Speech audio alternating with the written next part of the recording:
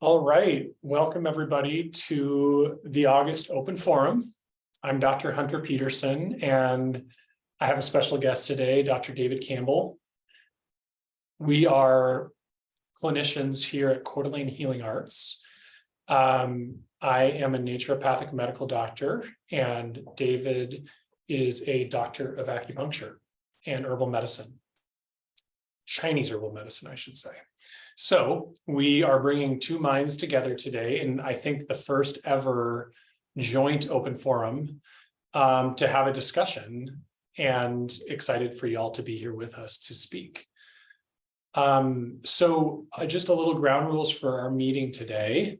I'm going to admit some people as we go that if you have questions, go ahead and write them as in the messaging chat feature, and we will circle back to them at the end of the talk that we have and answer any of those. So if they come up in the flow, apologize, we'll come back to them and stick around at the end to go over them. And we're going to kind of, kick this off a little more conversationally, but I'm going to be doing a little more prompting and allow Dr. David to really dive into this topic, which I'm really excited to hear his thoughts on our topic, which is vital energy and understanding what it is. And so, Dr. David, I will open the floor to you and tell us a little bit about the concept of vital energy and how you have come to become passionate about speaking with your patients about it, learning about it in your life. Say more. Sure. Yeah. I mean, I think it's been kind of a lifelong interest of mine. When I was a teenager, I actually got interested in meditation and tried experimenting with things like Reiki for the first time. And I could feel that they were doing something, but it was very hard to describe in a way that people understood. And without, people who understood that world would get it, but most people aren't familiar with those kind of terminology. And so this term vital energy is tends to be the catch-all phrase in English that covers things like, qi in Chinese, which is ki in Japanese. That's why Reiki. But I think ancient people much more understood it through their experience, direct experience, which is how I first came to it. But over time, I think it just always was in the back of my mind, like looking for ways to explain what these feelings are. And, I think it definitely relates to things like homeopathy and even herbal medicine. But I guess to me, it's, there's some who believe, like in the Wikipedia world, that vital energy is a disproven concept, that, we don't need that explanation, that we can just look at the biochemistry. But I would say, well, even in the biochemistry, we see energy. We see the oxygen coming in through the breath, the energy molecules like glucose coming in through the food, combining, and they get processed into ATP, adenosine triphosphate, 3 high energy phosphate bonds, which become the source of electrons to push forward all the other myriad of metabolic processes in the cells. So that's a very technical explanation of how energy works on a biochemical level. I think there are other levels that are also encapsulated by this idea, but we can say, that's the beginning of how energy enters the body and then becomes a source for doing other kinds of work. So I think qi would be a broad term that incorporates both that initial sort of generating the energy currency of ATP, but then also ATP gets used to generate complex molecules like hormones, other signaling molecules, and those then tell the body how to use energy or how to function physiologically. So that complexity is itself not a kind of energy, but it is information that is complex because energy is acted on it. So the product of energy is complexity, and that is also, I would say, a kind of chi. Because these are all, and then we can understand why then the chi of an herb has physiological effects, because it's interacting, say, at least the chemistry of the herb is interacting with the chemistry of the body. Mhm. But then we can get into why there's other layers, not just this sort of biochemical layer, which is the conventionally, or at least it's in fashion in the conventional sort of medical thinking. So in other words, you're saying that what you've just described, you've really described the current societal kind of stopping point to how we quantify energy and talk about energy in this very biochemical, biological term is kind of what you've just shared with us. And so I like using that as like a bridge point, because that still does fit under vital energy. Like, for instance, if we look at someone who's alive versus a dead body, what the difference between the two, there's an obvious difference. You could say, especially right after death, the chemicals are the same, but there's no forward motion any longer. There's no generation of energy that's being used to do work. And the conventional way of describing that is ATP is depleted, basically. But why that process is no longer moving forward is a little more difficult to understand. As you were speaking about the biochemical process, I was like thinking, well, what is the intelligent force in the body telling this ATP production to happen, telling these metabolic functions to go and then become more complex? And then, what animates that process? How does science explain that, or how would we talk about that in this topic? Well, there's a field in complexity sciences, they talk about emergence or emergentism is sort of a way of thinking through this, which higher order levels of complexity, once they emerge from the lower levels, can actually exert a downward control over them. And you can think of that like, not that I believe the brain is the source of consciousness, but say it's the locus of consciousness in the body in a lot of ways. It exerts a lot of control over the other cells of the body, all the physiological functions. But then you can go, well, what actually keeps everything in alignment, ideally? And I think that gets into the next phase, which is actually a field of quantum coherence. Okay.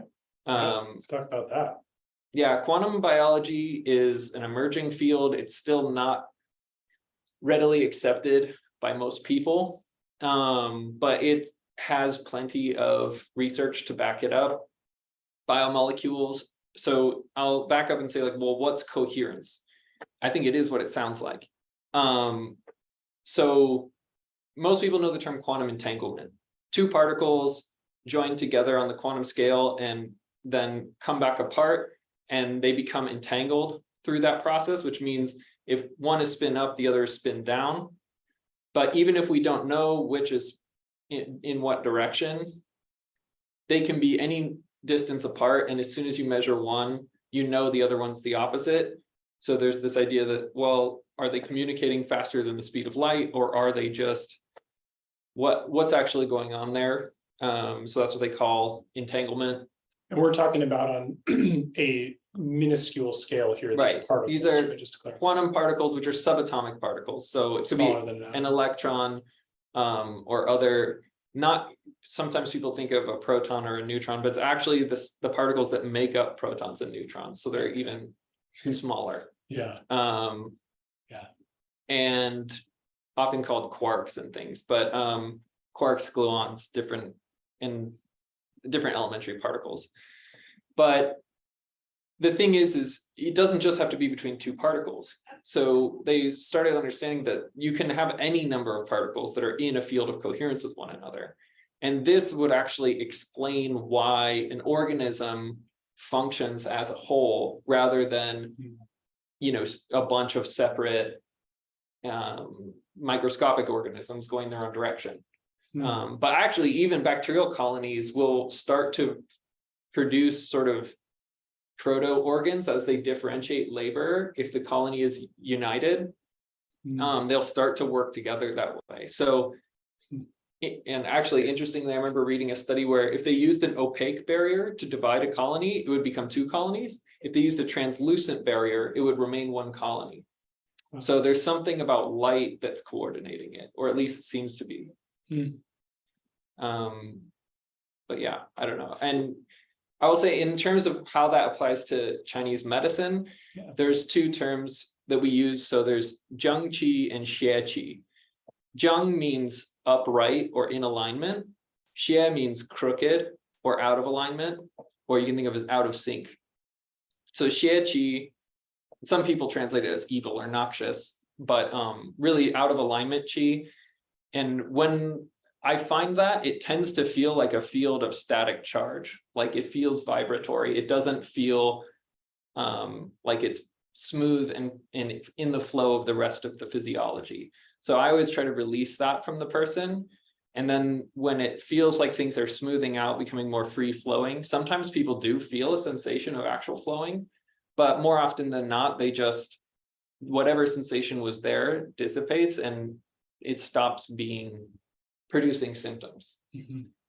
So that's that's the direct experience of, and the closest concept I've been able to find is this idea of coherence and decoherence.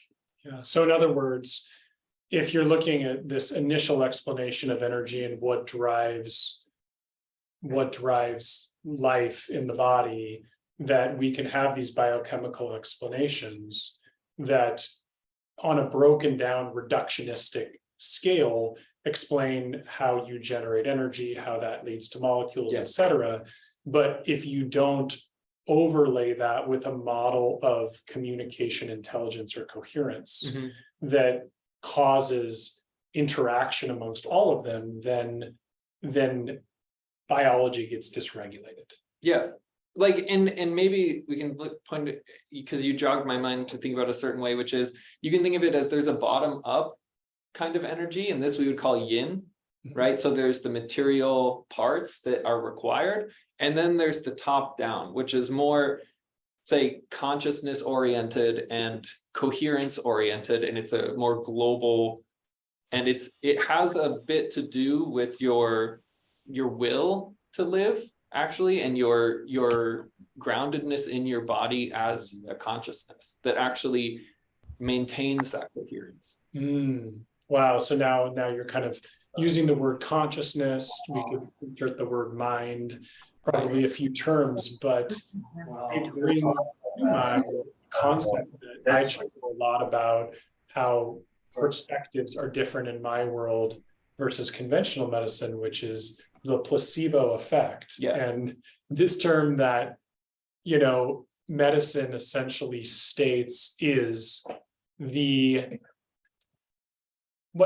how would you define the placebo effect in medicine and how they term it and use it?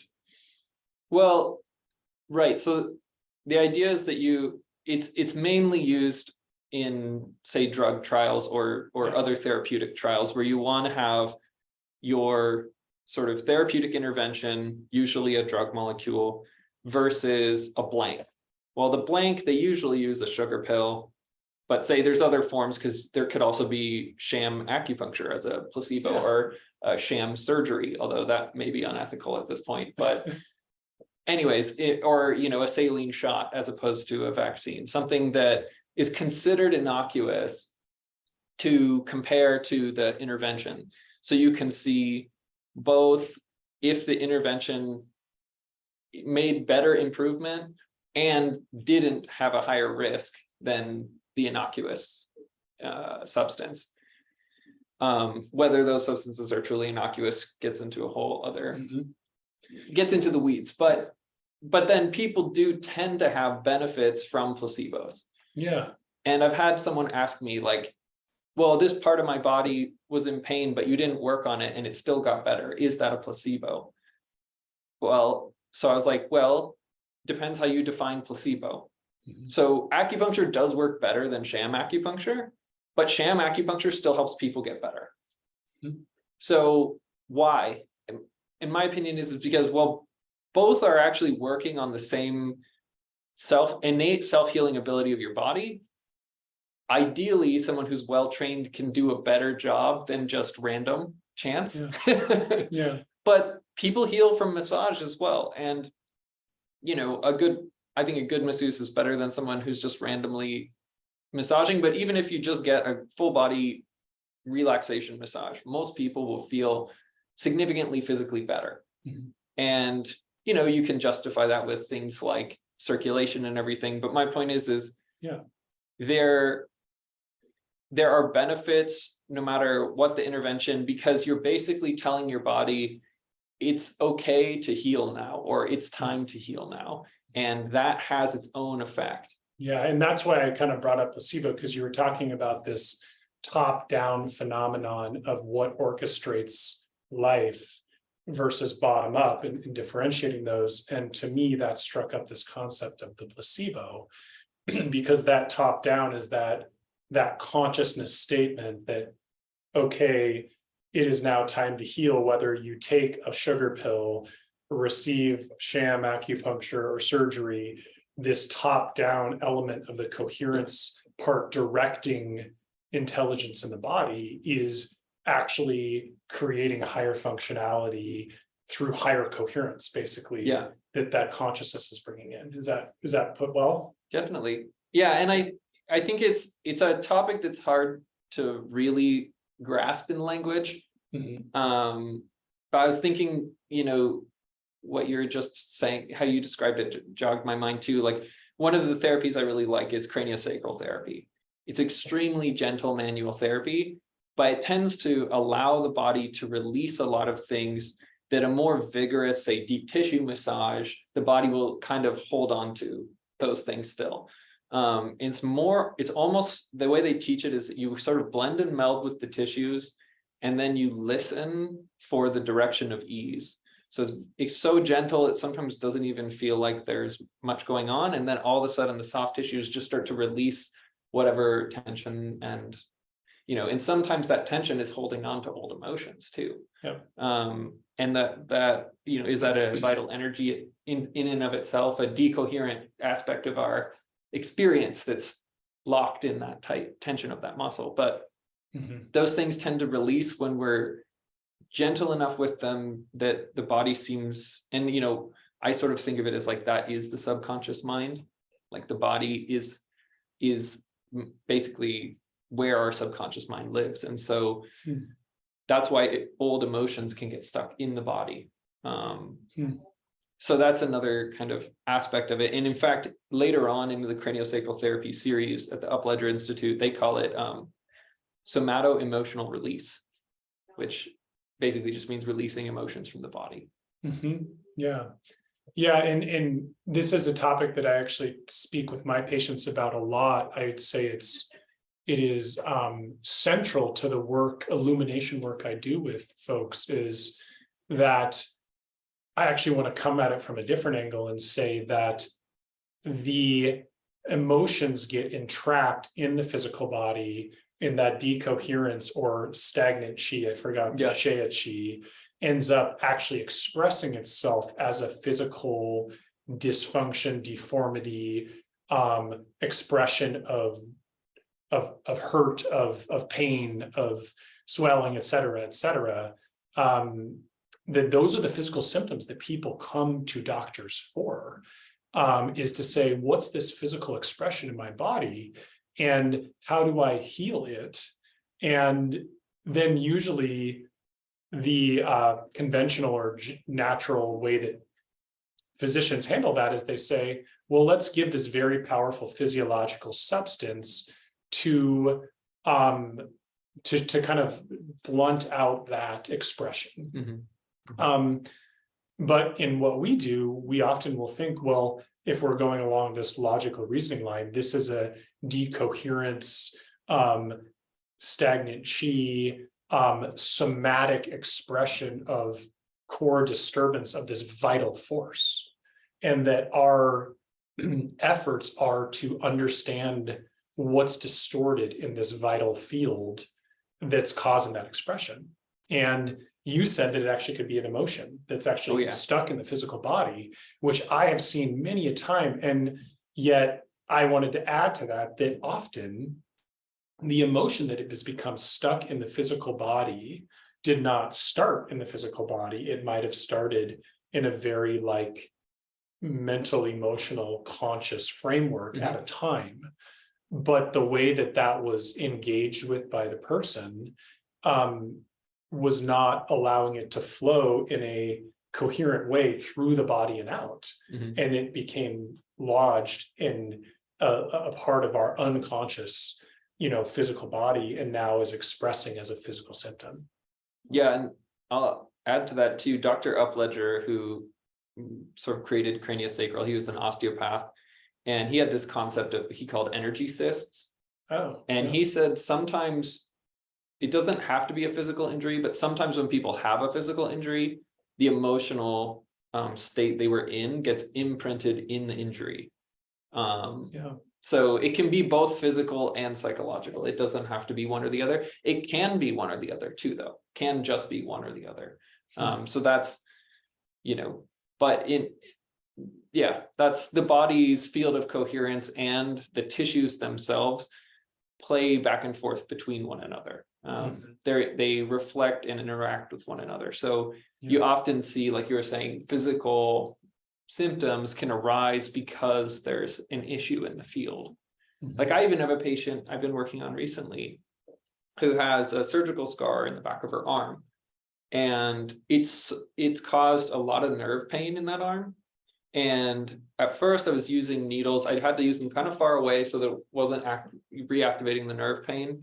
And I was trying to do a little bit of electrostimulation, which has a lot of research behind it, that it helps with healing of injuries, especially helps things heal faster and more thoroughly. But that seemed to overwhelm her still. So it was improving, like there was less swelling, more healing happening, but the nerves were getting more sensitive too. So I started working, actually, and not everyone is this sensitive, but when someone is, sometimes I'll work actually above the skin in the field. And she got a ton of benefit from that. After I started doing that, the pain was reduced by like 80%. And I was like, well, that's the right method for this patient. And I can actually feel there's sort of like an envelope, and right above the scar, there was a barrier where like my hand, if I was gentle with the motion of my hand, I would feel like a resistance, as if I had two magnets that were, both north trying to go against, and you can feel that resistance start to build up. And as I was massaging just in the field, she felt so much relief in the nervous system there. So that's what I mean about the primary way this was understood is through direct experience. I mean, for thousands of years, that's all people had. There wasn't this biochemical understanding. And, now we have even quantum biology, and really chemistry is actually a subset of quantum physics. A lot of people don't realize, but these are new languages that if we use them carefully, we can describe things that have been known for a long time.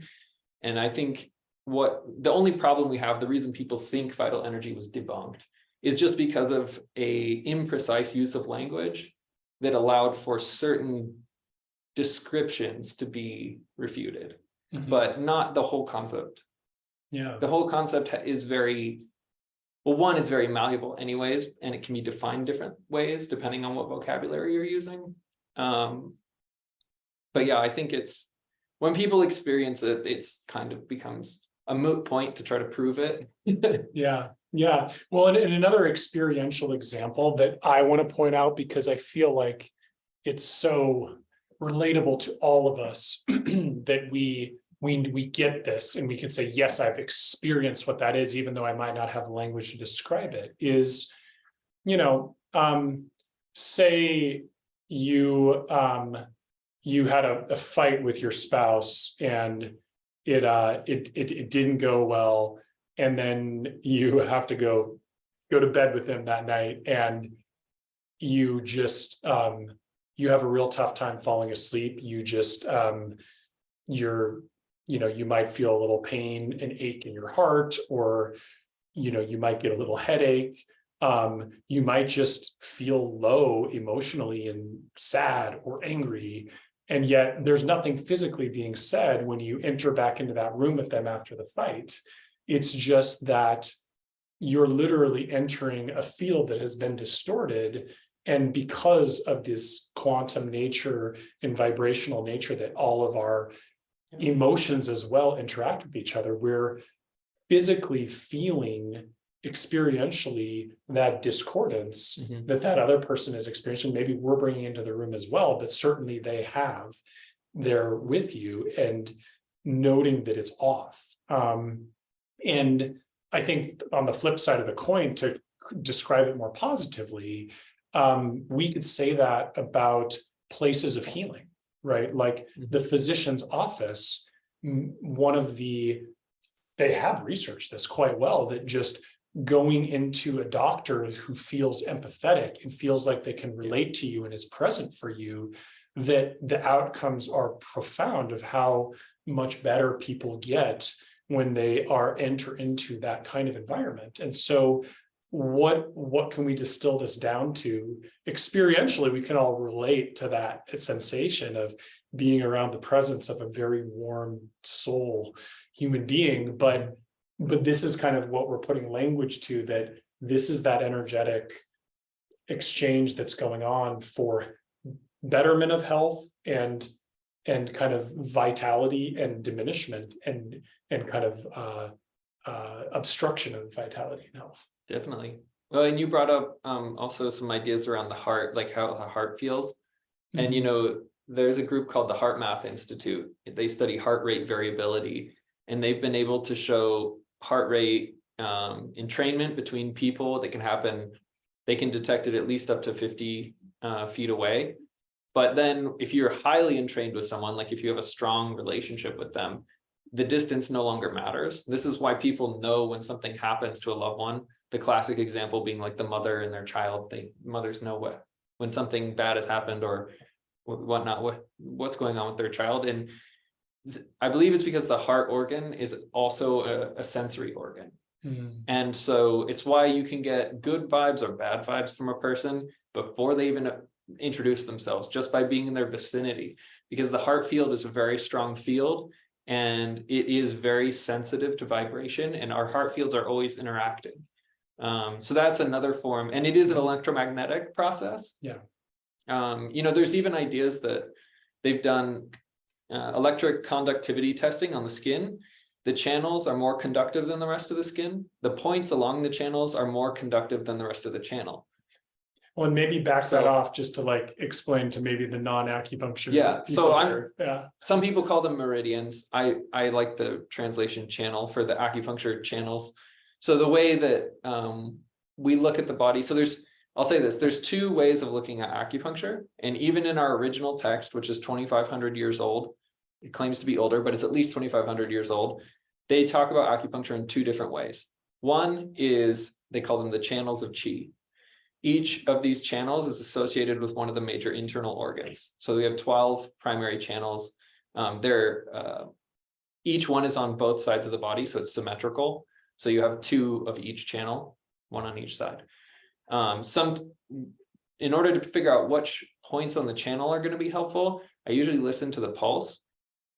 We check both wrists, 6 positions on each wrist. And that allows us to have 12 pulse positions that correspond to those 12 channels and the 12 internal organs. The other way of looking at acupuncture is the musculoskeletal system. So looking at the anatomy, what's functional or dysfunctional there? Is there scar tissue? Is there restrictions? Is there tense muscles? Is there swelling, or is there atrophy? These kind of things. And sometimes we're palpating the tissues, sometimes feeling the field around the tissues to look for different areas. But then we're not so much concerned with getting exactly on the channel, exactly on the point. It's more looking at, you know, how do I thread along this muscle to help it release that tension? Or how do I, you know, help open up this fascia? Yeah. And those are both valid, and they actually both affect one another. So again, it's sort of, they're more lenses of looking at the body than they are hard and fast differences. Right. And dropping back into what the topic I interrupted you on is, now that we've set the context of acupuncture channels and internal organs and kind of how you go about assessing those. You were talking about the electromagnetic conductance along the channels versus the other parts of the body. Yeah, say a little more. so what the channels are is actually still disputed scientifically. The best research I've seen, there are actual physical structures that are these micro vessels. The strange thing is when they've found them and been able to stain them, if they open them, what they find is inside of them is a fluid that has a lot of genetic material in it. So I think there's an aspect of genetic material that's not yet well understood in the conventional genetic sciences, and that is that it's very like DNA can absorb and emit light because it's coiled. When it absorbs light, it becomes less coiled, and then when it recoils, it re-emits the light. But that light is now entangled or coherent with the genome. So this gets into why interfering with light transmission can interfere with the cohesion of organisms. Yeah. And I think it's one reason why there are benefits to being in sunshine beyond just vitamin D. There's obviously the infrared, which helps our blood vessels, but in the ultraviolet also helps the water structure in our body. But I think beyond that, we actually do absorb some of that light into the channels. Wow. That's the first time I've heard that as one of the explanations of why sunlight makes us happy. And that's why you can use lasers on the channels. There's lots of studies, especially on red laser light, but other colors are now starting to come into the equation as well. But yeah, they do activate the points. But yeah, so it gets a little murky when we try to narrow it down to a specific aspect of physics, what's going on in the body. But we can say that we see these physical properties emerging from the channels or affecting the channels. So, we don't have a definitive like total answer for what they are, but we can start at least, we have some idea of what's going on. Well, and wouldn't you argue that the channels which carry the chi, they're essentially, electromagnetically, certainly is a term we've kept using, are carrying information that takes this biological process and animates it into a coherent function, right? When it was formerly incoherent, and that, removes the disturbance. Exactly. Yeah. If there's, the idea is if there's deficiency, augment it. If there's excess, then diminish it. But the reality is when you have an obstruction, there's going to be excess on one side and deficiency on the other. So it's really about removing that obstruction, allowing for circulation both of blood and other bodily fluids, as well as the circulation of chi and information. Then the body knows how to heal itself. Yeah, because of this deeper animating force that we're speaking of with coherence and consciousness. And it's interesting. The foundation of my profession, nature cure, is where naturopathy or naturopathic medicine really comes from. And those old doctors, their whole premise of what they did to help people heal, and this is hundreds of years ago. So mind you, the conventional tools of the day were bloodletting and giving people a lot of mercury and arsenic to purge them and purge the demons and sickness out. And there was no knowledge of hygiene, but let's just say that going to the doctor would result in a worse state of affairs more often than not. This is alongside when this new kind of methodology of medicine came in, that really the theory of naturopathy was the body's accumulation of morbid matters is what causes disease, and that our job is to remove those morbid matters by cleaning the blood. So it had everything to do with mobilizing the circulation, mobilizing the vital fluids, getting motion in them to remove disturbance forces. And so it was fun to hear you talk about acupuncture, that's what you're doing in your own fashion.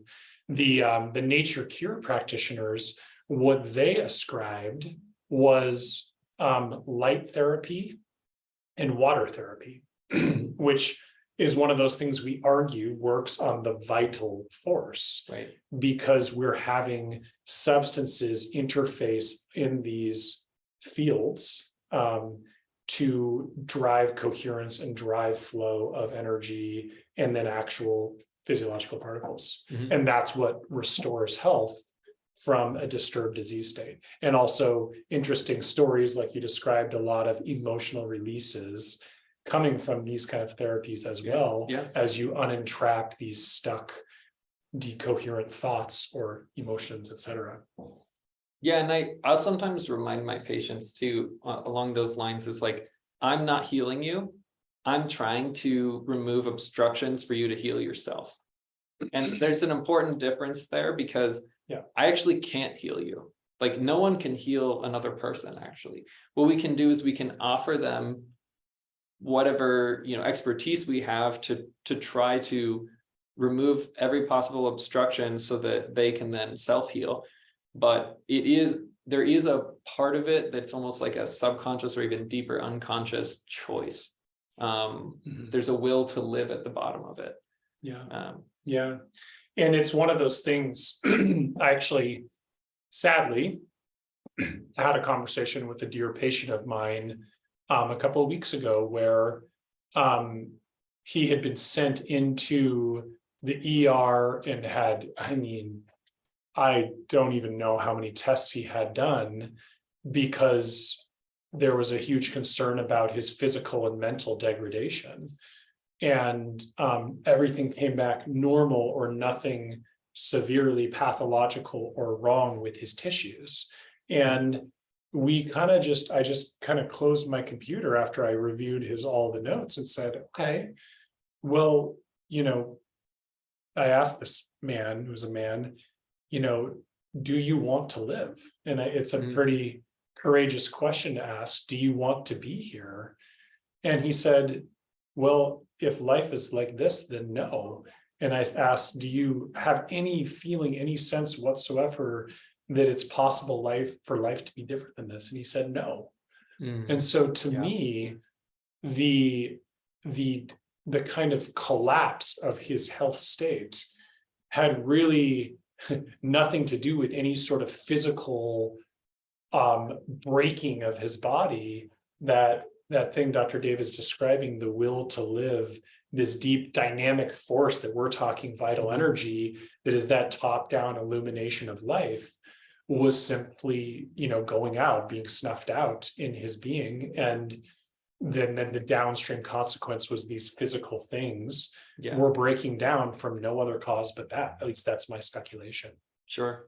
And you can see that too, though, like if someone has, say, something like chronic Lyme or one of these other chronic subclinical infections that are very hard to diagnose, it can eat away at their emotional state and their vitality over a long period of time, to the point where they're like, I don't see the point anymore. But sometimes when you find that right herbal formula, or maybe it's a homeopathic or something that at least takes the edge off and turns the corner, so they're not all the way better, but they're now headed toward improvement rather than continuing degradation, that can change someone's whole outlook on life. And that to me, it's like, we don't know what the ceiling to healing is. Maybe it's 100% better. Maybe it's 80% better. We don't know where that ceiling is.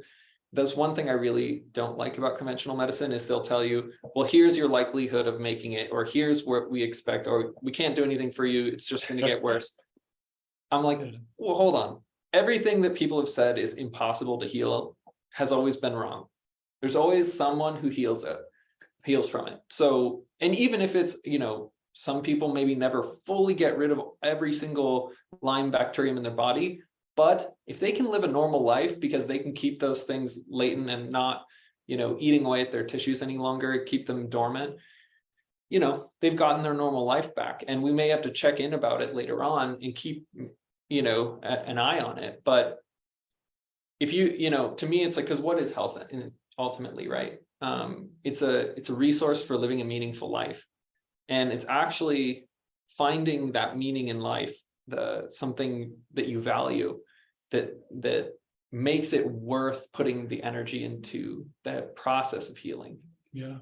And it's one of the reasons, for example, this is just like a very like litany of research about when we go to these blue zones, this concept of centenarians, people have lived 100 years, which means their bodies have continued to have vital force in them for 100 years. And that's relatively rare. But then we get these clusters of large numbers of people who live into that space. And there's many factors arrayed there, but one could argue, and the way they quantify this is happiness, but I think another term Dr. David just used is meaningfulness. And I think meaningful connection with self and other humans would be arguably the number one driver of longevity, which, again, in this lecture, what we're kind of making the argument is that vital energy, expressing itself in that top-down way. In the body. And so we have language for this in conventional medicine, and we even state it outright. It's meaningfulness, connection with self and others, that's a part to health, but then it's dismissed out of hand on all these other ways. And so we're trying to bridge that and talk about how many ways these unseen, unlike kind of from modern science's lens, way to describe what is happening, how nevertheless it's a potent force in health. And it really doesn't exist in our conventional medical system. It is not part of the training. It's not validated as part of what involves in a person's healing of themselves. And, to me, that's a big shame, because we have a lot of sickness and a lot of suffering, and we want all of the tools available to help illuminate how people can heal themselves. Totally agree. I think I remember the blue zone research. If I remember correctly, it was like most of the blue zones had commonalities in diet, but then there was these outliers that had what you'd think of as a bad diet, but they were still living over 100. And they found in those zones, it seemed to be that strong community ties and family ties were what were supporting people. And just, having those relationships that, basically love in their life and having meaning in that. Yeah. And it's nice. Of course you bring in the word love, because that has to come with the meaningfulness, is feeling loved, feeling like one matters and is cared for. And that binds us in purpose. And so I would argue, in the therapeutic space of an empathic, compassionate doctor's office who deeply cares, part of the healing that's going on is a person that might not feel loved or seen or heard in their life in very many places comes into a space and is deeply held in a place of love and caring. And that force to that matrix, to that field, can open up space for the body to physiologically exist more freely. Definitely. So it's why that also I would say too that we are all healers of ourselves and each other too. Really, definitely. If we're taking this so far as to say this, is that you don't need to actually have a doctor be present, or an acupuncturist or a homeopathic doctor. We all have tools available to us that are above and beyond. And I want to talk a little more about some of those, but we just have this capacity to relate to each other. That's part of this subject we're tapping into. Yeah. Well, and you make me think too, one of the most common things I recommend my patients do is something I call the emotional integration technique. It's a little process. I sort of derived it. It's similar to the Sedona method, if anyone's familiar with that.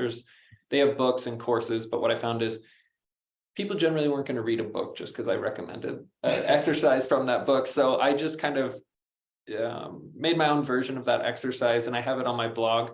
If anyone's interested in checking it out, it's wildoakwellness.com, and just click blog. But basically the idea is to kind of give yourself a quiet space where you can sit alone and ask yourself some questions and allow your heart to feel the answer. And I give a little bit of instructions on how to get into that space where you can feel through your heart. And instead of just, what am I feeling? Is it anger? Like, instead of worrying about the word, letting the feeling show itself to you through the heart sense.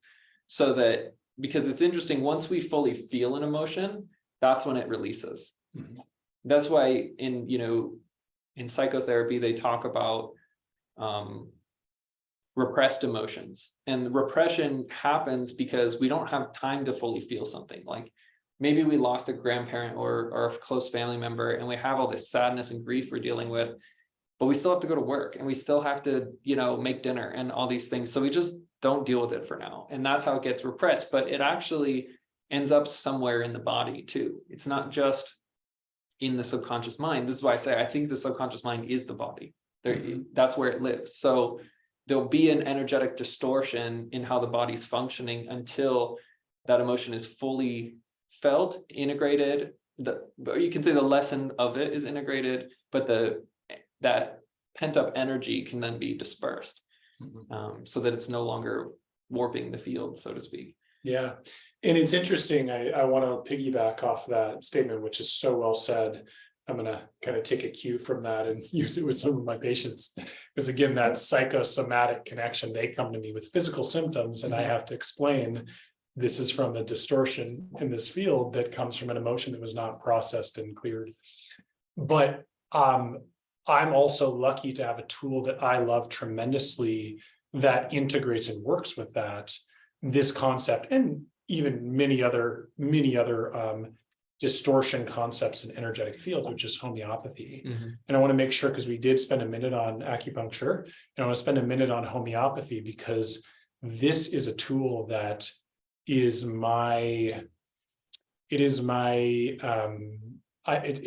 in a marriage with it as a clinician, in terms of it's the one thing that I couldn't have taken away from me to still love my job, because this whole topic we've talked about today of the deep drivers of health, vitality, well-being, we as clinicians, what can we bring to the table to tap into restoring coherence into these fields, so that people can just heal themselves, because we're helping release those distortions and those stucknesses. And homeopathy is the tool for me that is where I've developed the most expertise, skill, and knowledge to offer to patients. And so I'll explain it a little bit, kind of like Dr. David explained acupuncture. So every substance is electromagnetic in nature. My pants, the air we're breathing, every substance has a charge to it. And these are these fields that we're talking about that interact with each other. That was a great intro and primer. And so when those fields get distorted, say by an emotion or a traumatic experience, and they get glued into and reside in the body, then we're trying to release that. And sometimes psychotherapy can achieve that.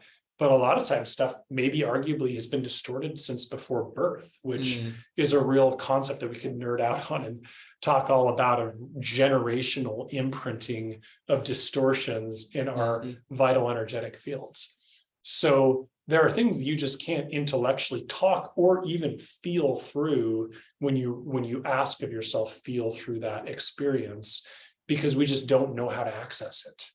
And this is where acupuncture, in the way Dr. David described, or homeopathy in my toolbox, can be a profound tool. Because in homeopathy, what we actually do, and this is a hundreds-year-old science, not as old as acupuncture, but pretty old, where we essentially deduce a myriad of symptoms, emotional, intellectual, physical, from the patient. And that's actually where the patient intake, the history case taking is really valuable, because you look at all of the expressions of health, present and past, how people think about their health, their life, their relationships, how they feel about them, how their physical body expresses disturbance, but actually how it expresses normal health.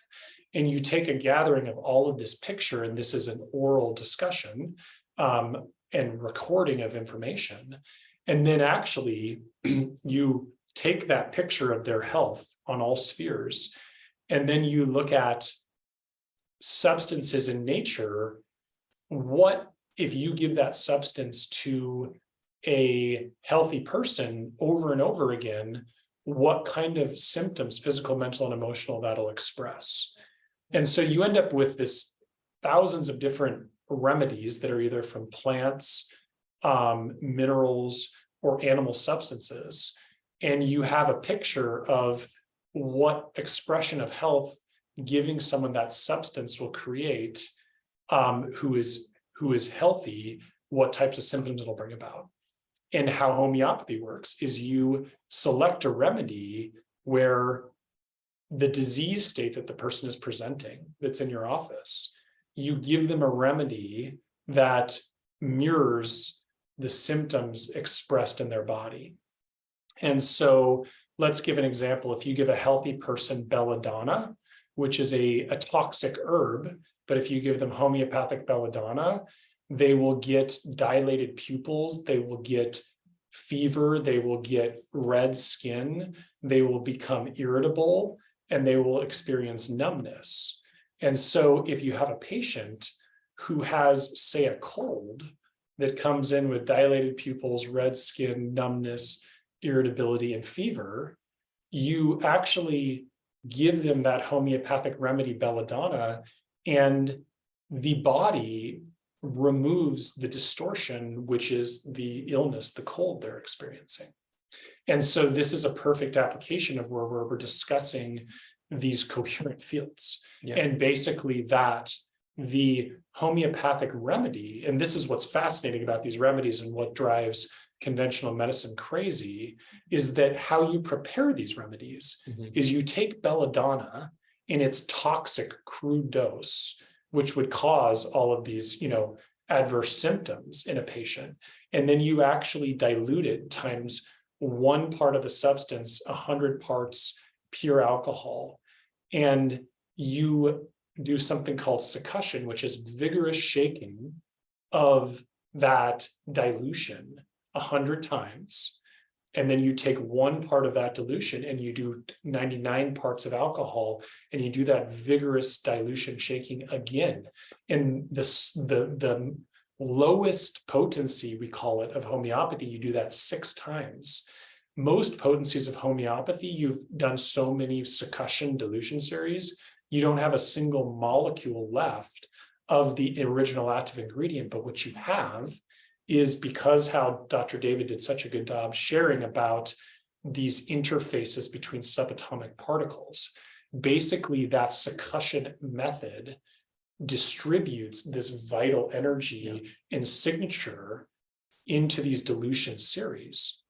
And you are left with a medicine that retains that electromagnetic field signature of the original substance, but not actually containing any of the molecular original substance. And what's bizarre about homeopathy, and what I was a little suspicious of it the first time I learned about it, is because it actually gets more potent if you do more dilutions. And that seems counterintuitive. So for me, I had to try a high potency at one point when I was in class just to see what it would do. And it was flooring. I had to leave class. It was so overwhelming. And then I realized, okay, so it's true what they're saying. So how can we make sense of that? And one thing my pet hypothesis about it is, the more particles you bring into a field of coherence, the stronger that field of coherence gets. Oh. So that would make sense then if you dilute and succuss more times, there's more particles in that field. And so now it gets stronger. Wow. So it explains why homeopathy is counterintuitive, that it's getting stronger as you dilute it.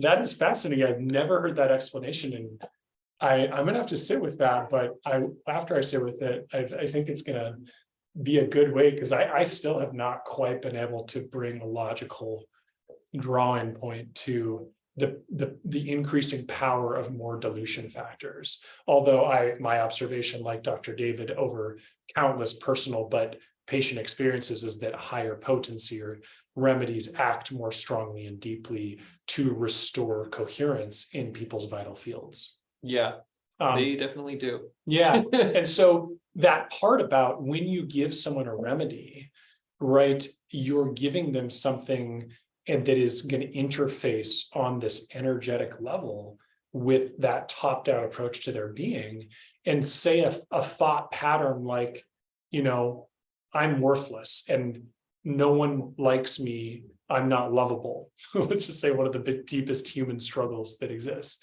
that if you find a remedy that ends up interfacing with that distortion that's lodged in someone's being in the subconscious and the unconscious, that actually restores that, then that can be dissipated out of the body. Maybe there will be some sort of conscious moment that that's experienced or not. And that thought might just, that feeling, that sense, that, and whatever physical strain comes with it might just be gone. And I've seen that happen with deep-seated belief systems, carrying forward of traumatic patterns of thinking and relating to life, particularly in the psychological sphere, which is where my passion area is, using homeopathic medicines where we can't access it logically or with talk therapy. So yeah, very cool medicine. Yeah, homeopathy is something I hope to eventually learn more about in my lifetime. I've just had a few experiences and they're amazing. Yeah. So I know we're kind of running low on time. And so kind of, I guess, circling into, you know, an invitation to, you know, audience members or community members is basically what I would like to say is thank you, Dr. David, for your eloquence and knowledge and breadth of capacity to synthesize a very hard to grasp field. That was great. So well, I really appreciate you having me here for this. And maybe I'll just say also, like, I appreciate our mentor, Mitch Stargrove, for putting us in touch. Yeah, we should give Mitch a shout out and send him a link to this this talk we did. Yeah. I will do that actually. He is a mentor of mine in school, and Dave's, and we went to both the same med school together, but it also was a Doctor of Acupuncture school. And I hope a lot of you get the appreciation. I was just wanting to give Dr. David some more props. We're integrated here at this clinic. We work together, although you know, we don't necessarily schedule Dr. David's patients, and our administrative staff supports our naturopathic doctor team. We really work in lockstep and share a lot of clinical care. We refer to each other when we want to see how each other's skills can really help the patient in front of us heal themselves, if we're going with the terminology of the day. And, you know, I hope you guys can all get a sense after hearing Dr. David today that there's nothing mechanistic or kind of inferior level practitioner about his methodology, that it's rare to meet a doctor of acupuncture who is a doctor from the standpoint that grasps health in such a complex and nuanced way. So I'm honored to have you here doing this work with our patients, because speaking of coherence and resonance, the resonance of really appreciating health from this lens is not easy to find, even in our holistic health world. And I think that although coming in as a patient, you may not experience a conversation that anything resembles what we've spoken today, we're tapping into the source of what we rely upon deep down to help facilitate people's own healing, I think, is these concepts. And I've really appreciated being able to have a discussion about it and put words to it as maybe a building point for, you know, ongoing discussions, and certainly just to refer our patients to if they want to really, you know, get some of this download of what we're really after in helping people heal. Definitely. Yeah. So I'm going to just pop in here real quick. I'm going to end this recording, but I am going to also, there is one chat